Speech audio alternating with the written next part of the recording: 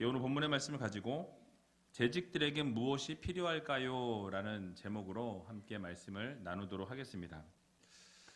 이 시간이 제일 힘든 시간이에요. 졸린 시간이고 눈꺼풀은 자꾸 내려가는 그런 시간이 바로 이 시간입니다.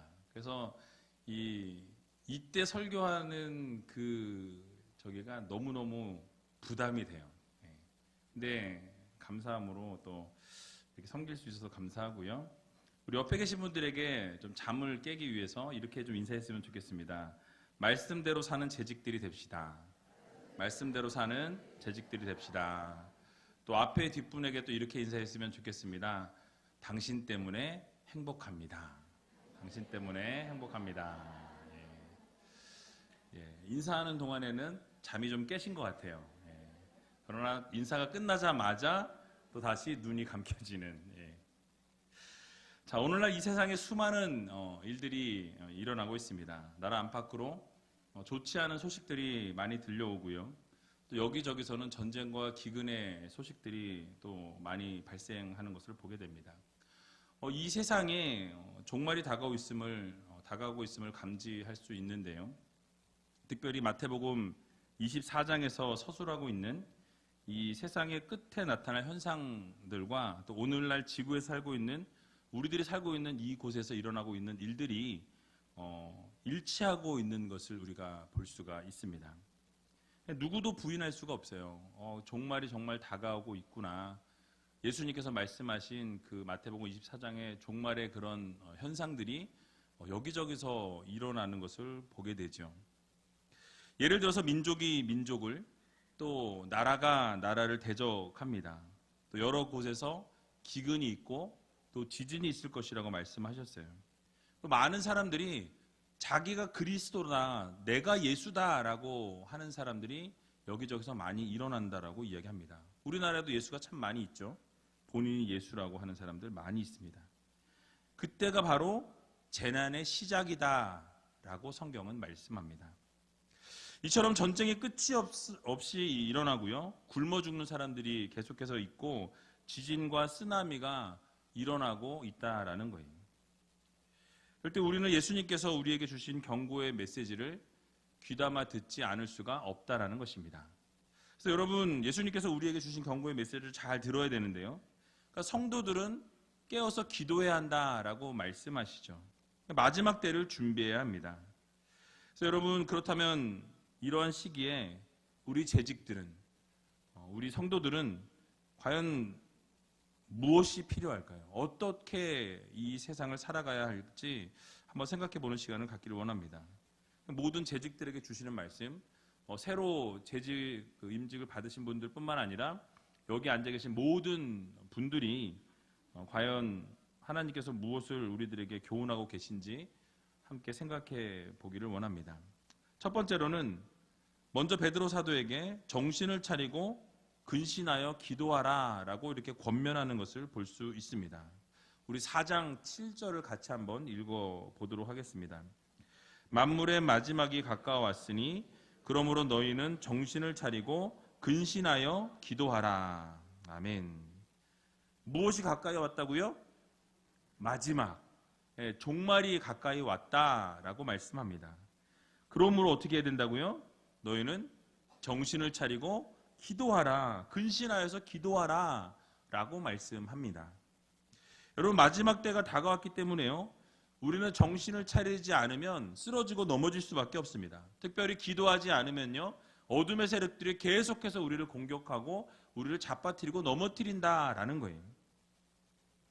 영적으로 민감하게 반응하지 못하게 될 때에 결국 마지막 때에 어둠의 권세에 눌려서 승리하지 못하는 삶을 살아갈 수밖에 없다라는 것입니다.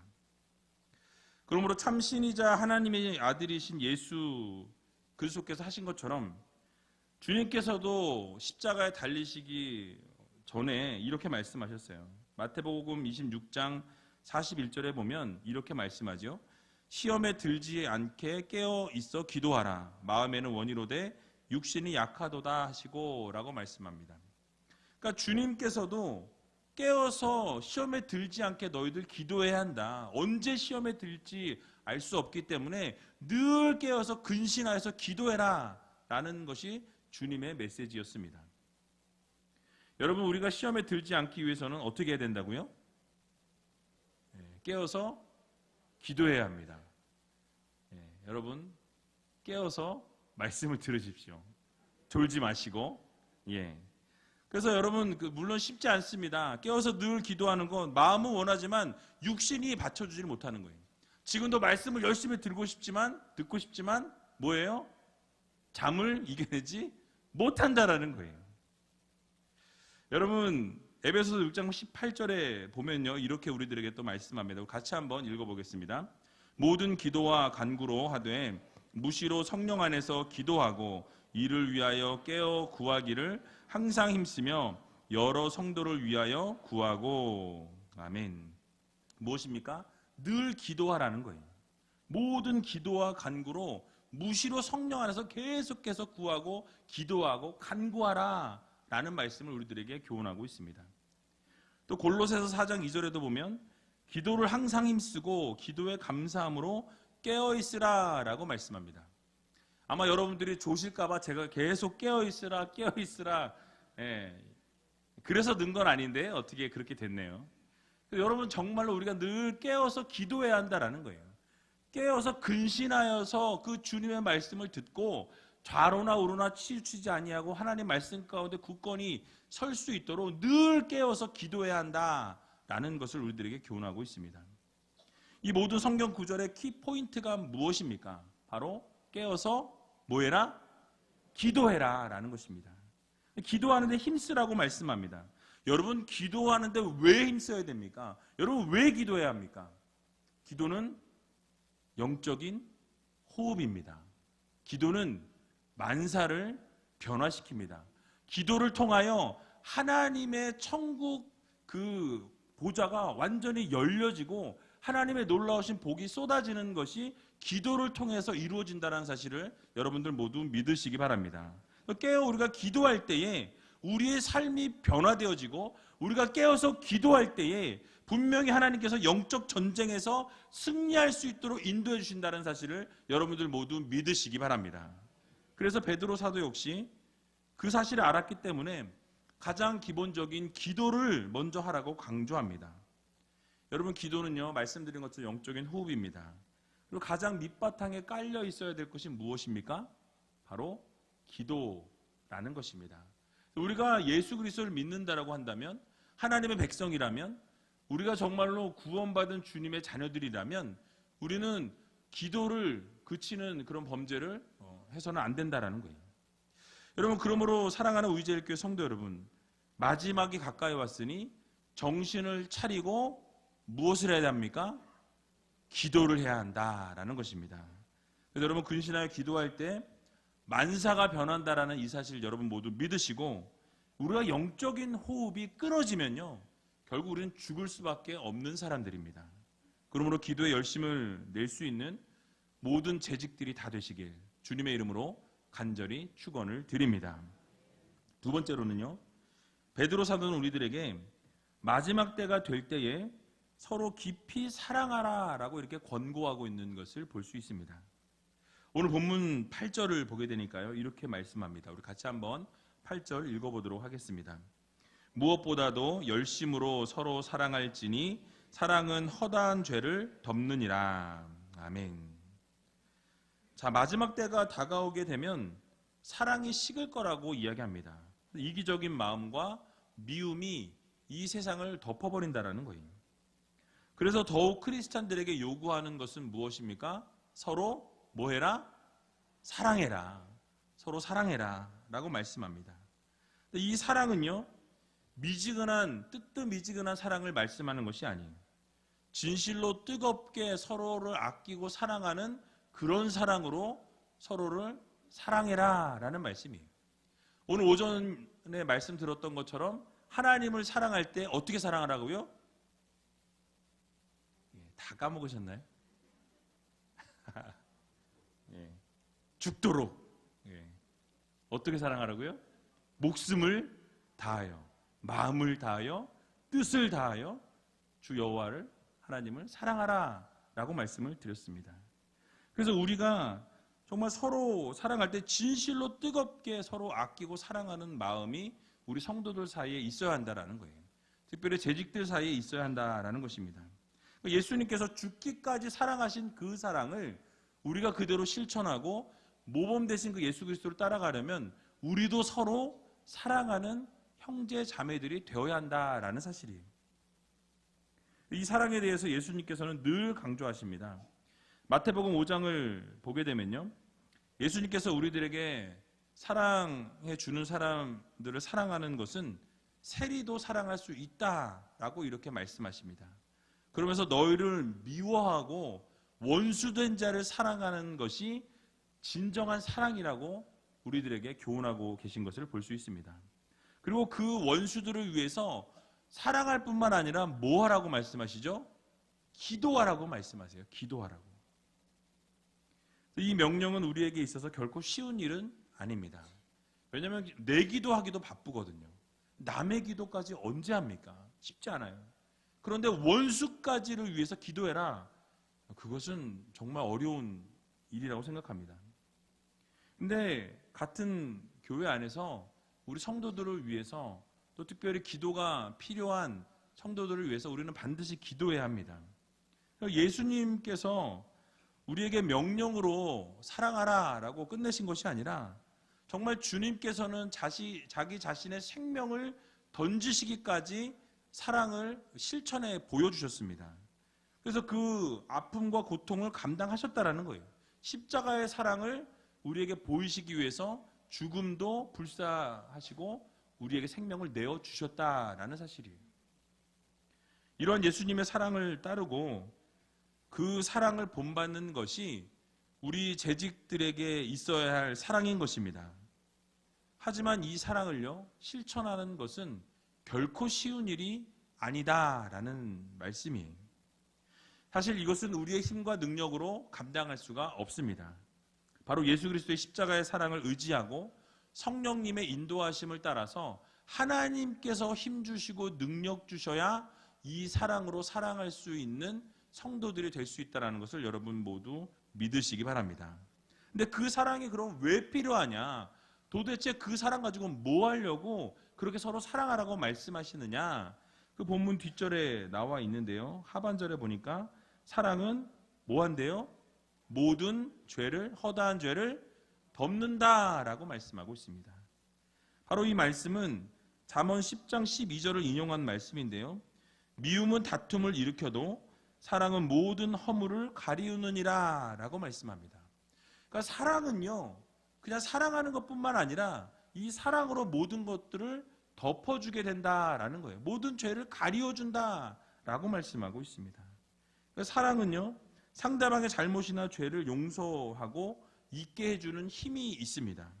그러니까 하나님의 은혜로 말미암아서 우리의 모든 죄가 씻겨진 것처럼 상대방의 잘못한 행동들과 그런 모습들도 우리가 사랑을 하게 되면 그 모든 죄를 덮어줄 수 있다라는 것이에요.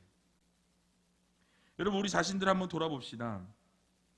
우리가 지난 시간들을 우리가 돌아볼 때에 얼마나 많은 잘못과 죄를 저질러 왔습니까?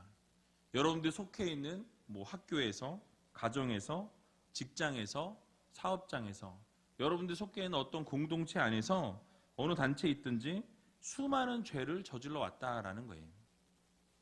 그리고 여러 사람들로부터 손가락질 받을 때도 아마 있었을 것입니다. 그러나 여러분들 한번 예전에 부모님을 한번 떠올려 보세요. 여러분들의 부모님들 잘못에 대해서 단 한 번도 다른 편에 서지 않고 아마 여러분 편에 서서 늘 이렇게 사랑으로 그 죄를 용서해주고 덮어주시는 부모님들이셨을 것입니다. 마찬가지로 우리 하나님 아버지께서도 여러분들의 죄를 용서하시기 위해서뿐만 아니라 여러분들을 허물을 덮어주기를 원하시는 하나님이심을 여러분 모두 기억하시기 바랍니다. 그래서 하나님의 사랑도 허다한 죄를 덮으신다라고 말씀하고 있어요. 동에서 서가 먼 것처럼 하나님께서 우리 죄를 멀리 하신다고 말씀하고 있어요. 기억도 하지 않으신다고 말씀하고 있는 것입니다. 왜요? 사랑하시기 때문에. 여러분들을 너무너무 사랑하시다 보니까 하나님께서 그렇게 여러분들의 죄를 덮어주시고 용서해 주시고 품에 안아주신다라는 이 사실을 여러분들 모두 기억하시기 바랍니다. 그러므로 우리는 마지막 이 시대를 살아가면서 우리 성도들끼리라도 정말 서로 사랑하고 이해해주고 감싸줄 수 있는 귀한 우리 우이제일교회 공동체 여러분들이 다 되시기 바랍니다. 그래서 또 특별히 우리 신임 재직들이 꼭 서로 뜨겁게 사랑할 수 있는 귀한 재직들 다 되시길 주님의 이름으로 간절히 축원을 드립니다. 예, 아멘. 세 번째로는요, 우리는 마지막 때를 살아가면서 이 재직들끼리 불평함이 없이 서로 대접해야 한다라는 거예요. 서로 대접하는 것. 대접받는 건 참 좋죠. 그런데 대접하는 것이 쉽지 않습니다. 근데 이스라엘은요, 오래전부터 나그네를 잘 대접하는 것을 그 대접하는 것이 예의였어요. 성경의 여러 곳에서도 이 나그네를 잘 대접하라 라고 말씀하고 있는 것을 볼 수 있습니다. 근데 한국도 옛날에는요, 인심이 좋았을 때 나그네를 아무 대가 없이 잘 이렇게 대접하고 기쁨으로 환대하는 것을 우리가 보게 됩니다. 하지만 오늘날 어떻습니까? 예, 인심이 각박해지면서 또 나그네를 혹시 대접했다가 문제가 생기는 일들이 너무나 많이 있는 것을 보게 됩니다. 기독교인들조차도 대접하는 것을 기뻐하지 않는 경우들이 많이 있다라는 거예요. 오히려 대접을 받는 것을 원하지 대접하는 것을 원하지 않는 시대를 우리가 살아가고 있습니다. 그러나 오늘 본문 9절의 말씀을 보게 되니까 뭐라고 말씀합니까? 같이 한번 읽어보겠습니다. 서로 대접하기를 원망 없이 하고, 자, 서로 대접하기를 무엇이 없이 원망이 없이 서로 대접하라 라고 말씀합니다. 그러니까 서로 대접하는 것을 기뻐하라는 거예요. 즐거워라는 거예요. 감사함으로 대접하라 라고 말씀하고 있는 것입니다. 그러니까 억지로 대접하거나 불평하면서 대접하는 것이 아니라 기쁨으로, 즐거움으로, 감사함으로 대접하라 라는 것입니다. 그게 불평하지 않는 삶을 사는 게 매우 중요하다라는 거예요. 여러분이 잘 아시는 열왕기상 17장의 말씀을 보게 되면 사르밧 과부의 이야기가 나오는 것을 볼 수 있습니다. 여러분, 엘리야가 하나님의 말씀을 따라서 이 사르밧 과부의 집에 찾아오게 됩니다. 그리고 떡 한 조각을 요구하는 것을 우리가 볼 수 있죠. 그때 그 집에 무엇이 있었습니까? 가루 조금과 기름 조금밖에 없었다라고 성경은 말씀하죠. 그런데 그것을 구워다가 나에게 가져오라 이야기할 때 어떻게 하죠? 순종합니다. 원래는 그 음식, 마지막 음식을 아들과 함께 먹고 죽으려고 했다라고 성경은 말씀하고 있어요. 그런데 그 마지막 것을 이 가루와 이 기름을 만들어서 선대하고 대접할 때 그 통에 가루와 기름이 떨어지지 않았다라고 성경은 우리들에게 말씀하고 있습니다. 그래서 17장 14절에 보니까요, 이렇게 말씀합니다.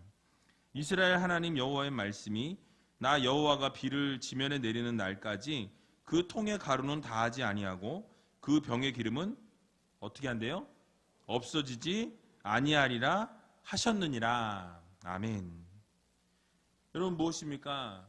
정말 그렇게 선대하고 대접할 때 내가 정말 그 마지막 거 먹고 죽으려고 했던 그것을 대접했을 때 하나님께서는 그 통의 가루가 끊이지 아니하고 그 병의 기름이 멈추지 아니하도록 하나님께서 놀라운 기적을 베풀어 주셨다라는 것입니다.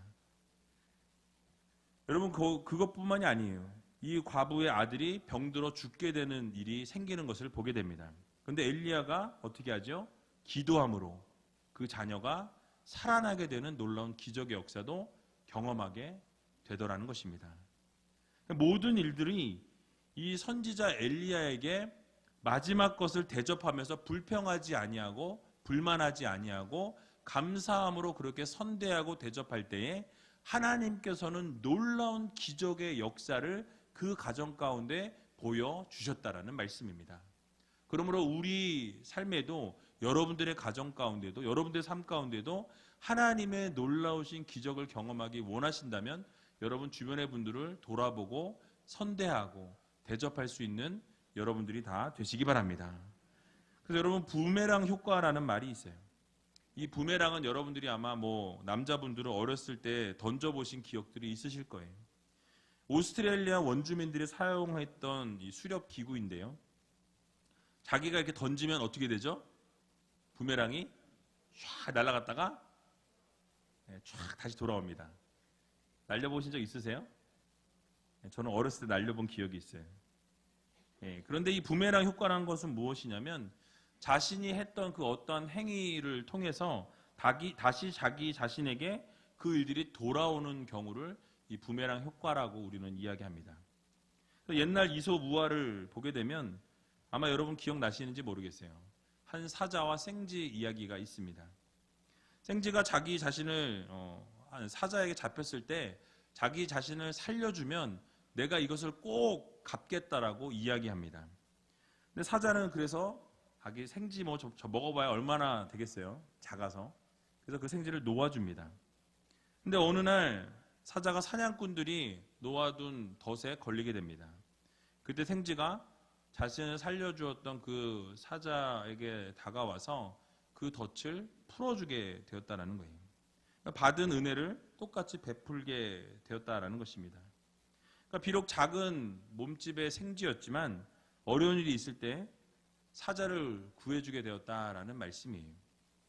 여러분 이 이야기가 전해주듯이 자신이 베푼 선을 통해서 자신에게 그 대가가 다시 돌아온다라는 것처럼 우리가 바라지 않고 누군가를 대접하고 선대하게 될 때에 하나님께서는 우리들에게 좋은 것으로 갚아주신다라는 이 사실을 여러분들 모두 기억하시기 바랍니다.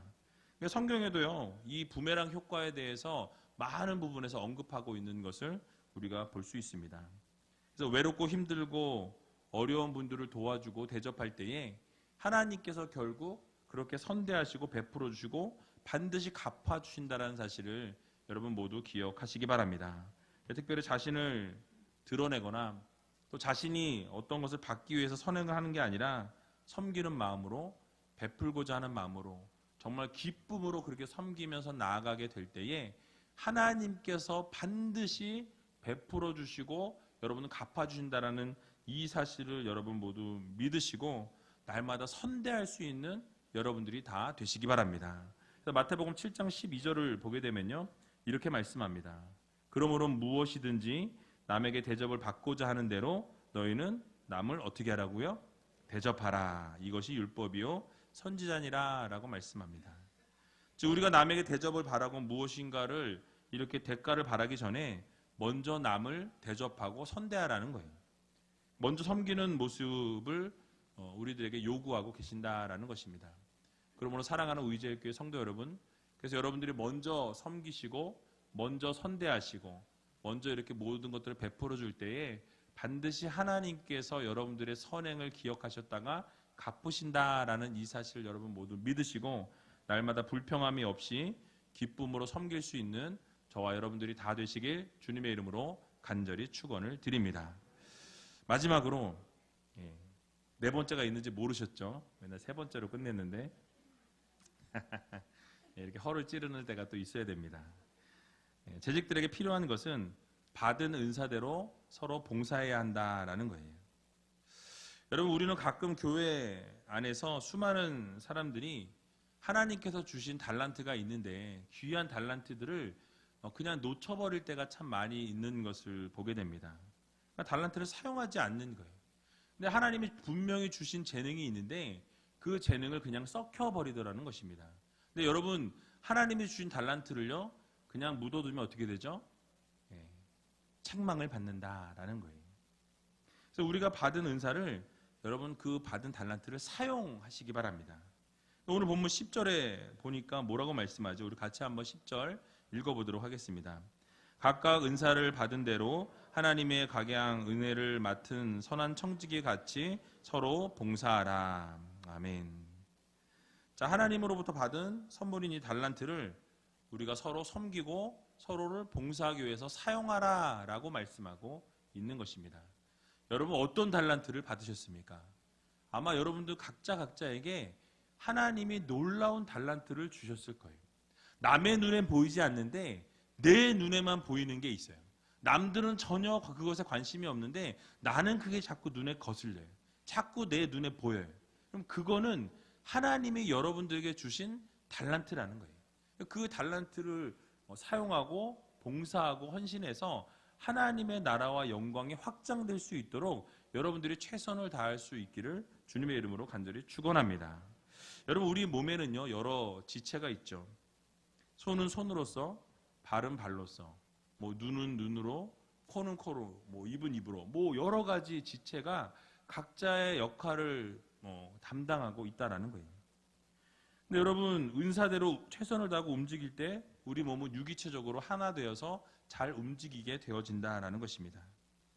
근데 만약에 우리 몸 중에서 눈이 나는 내 몸이 싫어서 나 혼자 난 빠져나가야 되겠다 그러고 나가버린다고 생각해 보세요. 여러분 볼 수 있습니까? 걸을 수 있겠어요? 없다라는 거예요. 다리가 너무 걷다 보니까 너무 힘이 드는 거예요. 내가 너무 힘이 들어서 안 되겠다고 다리가 빠져나갔습니다. 여러분 그러면 어떻게 다니시겠어요? 손으로 기어 다니시겠다고요? 입이 보니까 맨날 먹기만 해요. 맨날 먹기만 해요. 먹고 또 먹고 먹고 또 먹고. 다른 애들이 어때요? 야, 너는 맨날 먹기만 하니? 그래서 막 입한테 뭐라 그러니까 화가 나서 입이 아무것도 먹지 않습니다. 그럼 어떻게 될까요?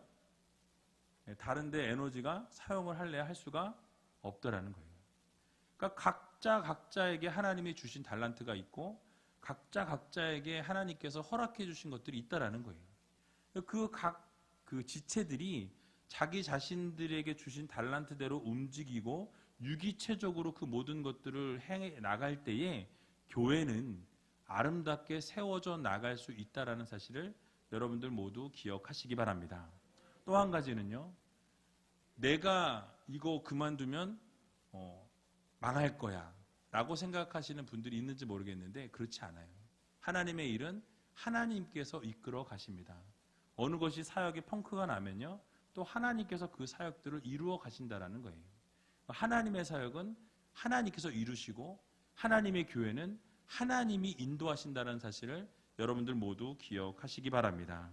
그래서 우리에게 주어진 달란트를 최대로 활용하고 또 하나님 앞에 온전한 봉사를 올려드려서 우리가 정말 맡겨진 사명을 아름답게 감당할 수 있는 여러분들이 되시기 바랍니다. 특별히 신임 우리 재직들께서는 정말 하나님께서 맡겨주신 것이 무엇인지 여러분 잘 분별하시고 특별히 주신 달란트가 무엇인지를 잘 보셔서 하나님 앞에 어떤 것을 올려드릴까를 고민해 보시고 또 하나님께서 기뻐하실 일들을 감당할 수 있는 귀한 재직들이 되시기 바랍니다. 아멘 하셨어요? 네. 보도록 하겠습니다. 앞으로 어떤 사역 자리에서 하나님께 영광 올려드리는지. 말씀을 정리하겠습니다. 우리는 이 마지막 때에 재직들에게 필요한 것이 무엇인지 생각해 보았습니다. 우리는 정신을 차리고 근신하여서 기도해야 한다라고 제가 말씀을 드렸고요. 또 서로 깊이 사랑해야 한다라고 말씀을 드렸습니다. 또 서로 대접하기를 기쁜 마음으로 불평 없이 섬길 수 있어야 하고요. 또 받은 은사를 가지고 서로 봉사해야 한다라는 말씀을 드렸습니다. 그래서 이 말씀들을 여러분 마음 깊이 새기셔서 정말 하나님 앞에 온전한 삶을 올려드리고 이번 2019년 한 해에도 귀한 사역들을 아름답게 감당해 나갈 수 있는 귀한 재직들이 다 되시기를 주님의 이름으로 간절히 축원을 드립니다.